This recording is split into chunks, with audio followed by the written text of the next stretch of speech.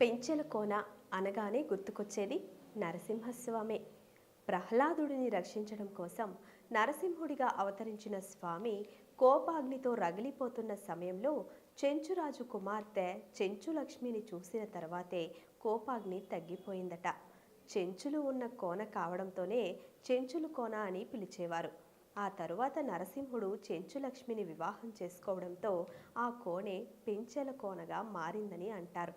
ఉగ్ర నరసింహుడు శేషాచలం పర్వత ప్రాంతం నుంచి నల్లమల అడవుల్లోకి ప్రవేశించగా స్థానికంగా ఉండే ప్రజలు భయభ్రాంతులతో పారిపోయారట. శేషాచలం నల్లమల అడవులు మధ్య ప్రాంతంలోకి రాగానే అక్కడి సౌందర్యానికి ముగ్ధుడయ్యాడు. అదే సమయంలో చెంచులక్ష్మిని చూడగానే మనసు పారేసుకున్నాడట. స్వామివారు ఆమెను వివాహం చేసుకొని అక్కడే స్థిర నివాసం చేసుకున్నాడు. శేషాచలం పర్వతాన్ని తలభాగం అంటే మహాశివుడు కొలువైన శ్రీశైలాన్ని తోకభాగంగా పిలుస్తారు. ఈ రెండింటికి మధ్య భాగంలో నరసింహుడు పెంచెల కోనలో స్థిర నివాసం ఏర్పాటు చేసుకున్నాడు.